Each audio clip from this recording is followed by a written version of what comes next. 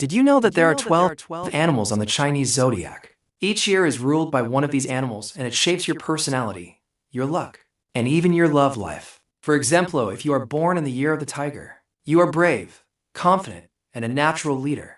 But you can also be impulsive and a bit reckless. Now, if you are born in the year of the rabbit, you are born in the year of the rabbit. You are gentle, kind, and very intelligent, but you can also be a little too sensitive. Then comes the dragon.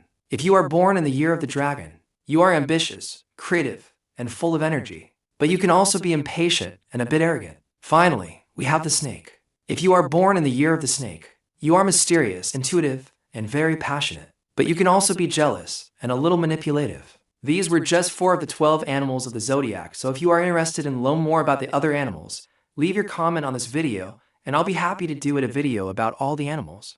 Did you know that there is a country where medical science and ancient healing practices go hand in hand in China? Traditional Chinese medicine is thousands of years old. It's all about acupuncture, herbal remedies, and balancing your qi, which is your life energy. You see, in Chinese medicine, your body has 5 elements: wood, fire, earth, metal, and water. And the balance of these elements is what brings you health and happiness. When your qi is out of balance, you can get sick and even die. So it's important to find ways to bring your qi back into balance. This can be done through acupuncture, herbal medicine, massage, and even meditation. And the best part is that modern medical science is starting to take notice. Researchers are studying traditional Chinese medicine to see how it can help people heal from everything from pain to cancer. So if you're ever in China, be sure to try some of the local medicine. You might just be able to heal your body and find some inner peace along the way. Did you know that Kung Fu was born in China more than 1,500 years ago? It's not just a martial art. It's a way of life. It's about fighting, yes, but also about discipline, balance, and spirit. In ancient China, Kung Fu was used by ordinary people for self-defense, but it was also practiced by soldiers and even acrobats. Over the centuries, it evolved into many different styles, each with its own philosophy and techniques. Some people think Kung Fu is all about fighting, but it's so much more than that. It's a way to build character, improve your health, and unlock your potential. If you practice Kung Fu, you learn how to be humble, respectful, and disciplined. You also develop a strong sense of self-confidence and self-esteem. So if you're ever in China, take the opportunity to learn a little bit of Kung Fu. You'll be amazed at what you can accomplish. And who knows, you might even find your inner peace along the way. Did you know that tea began in China? In China, tea is more than just a drink. It's a way of life. The Chinese have been drinking and cultivating tea for thousands of years. In fact, it's believed that tea was first discovered in China around 2700 BC. From the famous green tea to the lesser-known oolong tea, China has a rich history of tea production. Each type of tea has its own unique flavor and health benefits. The Chinese are also known for their tea ceremony, which is a very formal and traditional way of preparing and serving tea. It's an art form that requires years of training and practice. So next time you brew a cup of tea, take a moment to appreciate the ancient tradition that you're participating in. And be sure to thank China for starting it all. That's 1 minute. See you tomorrow. Did you know that in China there is such thing as writing as art? In China, calligraphy isn't just writing. It's an art form. It's the way of expressing one's emotions, balance, and beauty through every single brushstroke. It's a form of meditation in motion. It's a way to connect with the culture and history of a place. And it's something that I'm absolutely in love with. I've been learning calligraphy for a few months now, and I'm so addicted. It's so relaxing and therapeutic to write with a brush and ink. And the more I practice, the more I can feel the energy and intention behind each stroke. It's not just about the final product. It's about the journey of creating it. And I'm so grateful to have this art form in my life. If you haven't tried calligraphy, I highly recommend it. It's a great way to relax and de-stress. And who knows, you might even find a new passion. Did you know that the Great Wall of China is over 13,000 miles long? It's so long that it wraps halfway around the earth. Can you imagine? This incredible structure was built over 2,000 years ago to protect China from invaders. It's made of stone and brick, and in some places it's over 30 feet tall. For centuries, people have been adding to the wall, repairing it and guarding it. And today it's still standing strong. The Great Wall of China is not just a tourist attraction. It's a symbol of China's rich history and culture. It's a reminder of the ingenuity and hard work of the people who built it. If you ever get the chance to visit, be sure to bring your camera. You won't be disappointed. Thanks for watching. See you next time.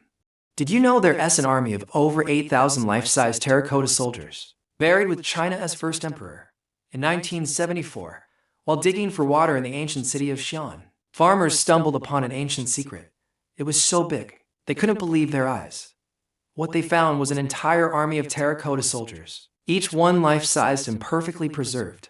These soldiers were created to guard the tomb of Emperor Qin Shi Huang, who died in 200 BC. He was the first emperor of China, and just like any good emperor, he wanted to be surrounded by his loyal subjects in the afterlife. But this army wasn't just for show. Each soldier was given a weapon and armor, and they were even drilled in battle formations, just like a real army. The emperor's tomb was discovered in 1974, and since then, archaeologists have uncovered over 8,000 of these amazing warriors. It's truly incredible to think that after all these years, these soldiers still standing strong and silent. That's all for today. See you next time. Did you know that right in Beijing lies the Forbidden City? It is one of the world's most iconic palaces and once home to emperors for over 500 years. Step inside and you're greeted with a massive courtyard. But there's so much more to see. With 980 buildings, it's a palace complex fit for dynasties and legends. The intricate details in the architecture will leave you speechless. And as you explore further, you'll discover hidden gems like this secret passageway used by the emperor's wives. It's no wonder the Forbidden City is a UNESCO World Heritage Site. But what's your favorite part of the palace? Let me know in the comments below. Did you know that most of the world's inventions were actually made in China? Like, seriously. 4 of the greatest inventions in history are from ancient China. And these inventions changed the world forever. I'm talking about paper, gunpowder, the compass, and printing. All of these things were invented in ancient China, and they changed the world as we know it. Paper was invented around 100 AD, and it spread to Europe via the Silk Road. Gunpowder was invented in the 9th century, and it eventually made its way into weapons used in World War II. The compass was invented in the 3rd century BC, and it helped Chinese navigators travel the world. And printing was invented in the 7th century, and it allowed for the mass production of books and other materials. These are just a few examples of the many great inventions that came out of ancient China. And it's no wonder why. The Chinese have been innovating and inventing things for centuries, and their inventions have had a profound impact on our world. Did you know the Philippines is made up of 7,641 islands? The Philippines has thousands of tropical islands, each one more beautiful than the last, and here are just a few of my favorites. First, we have the island of Boracay, famous for its white sand beaches and crystal clear waters. It's the perfect place to relax and soak up the sun. Then we have the island of Palawan, home to the stunning El Nido and Port Barton. With its lush green mountains and pristine beaches, it's no wonder why this place is a nature lover's paradise. And let's not forget about the island of Bohol, known for its amazing dive sites and whale shark encounters. I mean, how can you beat diving with whale sharks in their natural habitat? From the bustling streets of Manila to the serene beaches of Boracay, the Philippines has something for everyone. So, when are you coming to visit? Did you know that the Philippines is one of the most earthquake-prone countries on Earth? It is part of the Pacific Ring of Fire, which makes it prone to earthquakes and volcanoes. The Pacific Ring of Fire is a hot spot for volcanoes and earthquakes, and the Philippines sits right in the middle of it. It's nature's way of shaping the islands. The good news is that the people of the Philippines are used to it. They've learned to live with the earthquakes and volcanoes. In fact, they've built their houses and their lives around them. The bad news is that the earthquakes and volcanoes have shaped the landscape of the Philippines into one of the most beautiful places on Earth. I mean, just look at this. How can you not love a country that looks like this? The next time you're in the Philippines, be sure to visit the Chocolate Hills, the Mayon Volcano, the Pinatubo Volcano, the Taal Volcano, and the Puerto Princesa Subterranean River. You're in for a ride. Did you know that the Philippines isn't just one place? It's actually 3 countries in one. The country is divided into 3 major island groups, Luzon, Visayas, and Mindanao. And each one has its own flavor, dialect, and vibe. Luzon is the largest island group, and it's home to the capital city of Manila. It's known for its bustling cities, beautiful beaches, and amazing food. Then we have the Visayas. This is where you'll find the famous beaches of Boracay and Palawan. The Visayas are known for their white sand beaches, crystal clear waters, and laid-back vibe. And finally, we have Mindanao. This island group is home to the cities of Davao and Zamboanga. Mindanao is known for its lush rainforests, incredible wildlife, and friendly people. So the next time you're planning a trip to the Philippines, keep in mind that you're not just going to one place. You're going to 3 different countries, each with its own unique charm. This is Mount Apo in Mindanao, the highest peak in the Philippines at 2,954 meters. It's a dormant volcano and it looks over the city of Davao, but if you want to see it up close, you'll need to hike up there, and the trail is not easy. It is considered one of the most difficult hikes in the Philippines with an epic view that is totally worth it. There are two routes to the summit. One is 17 kilometers and the other is 24 kilometers. Both routes have a difficulty rating of 8 out of 10.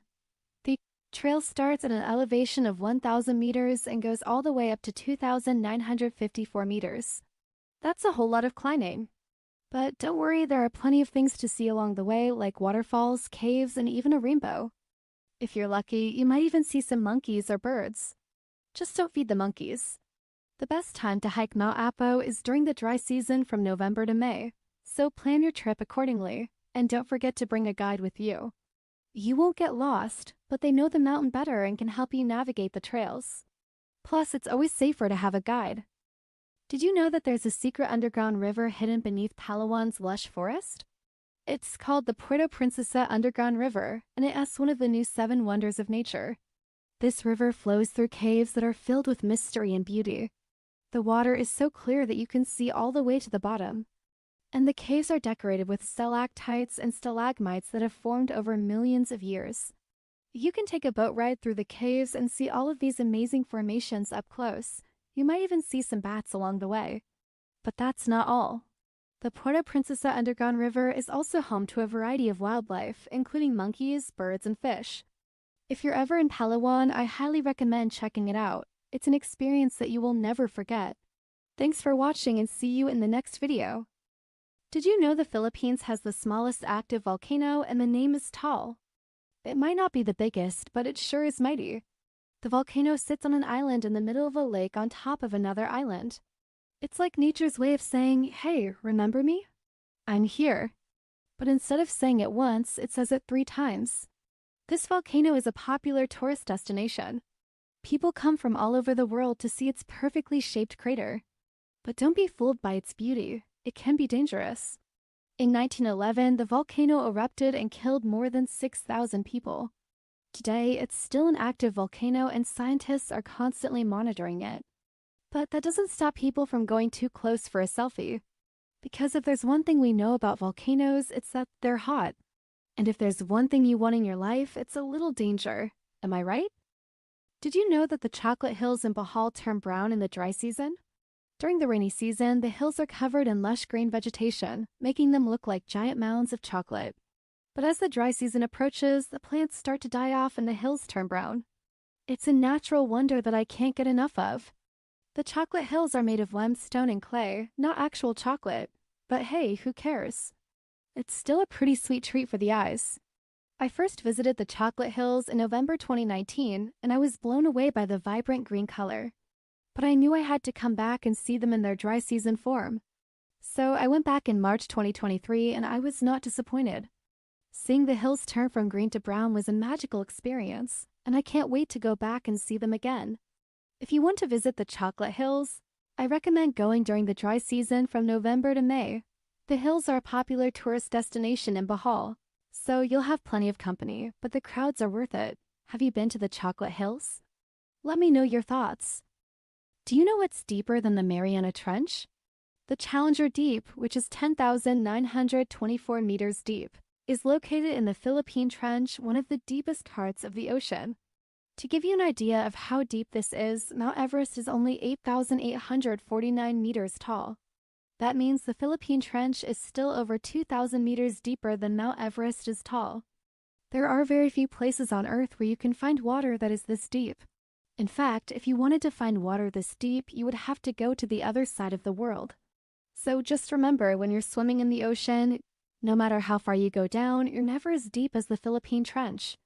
Unless, of course, you're in the Mariana Islands, then you're even deeper. Thanks for watching and see you next time.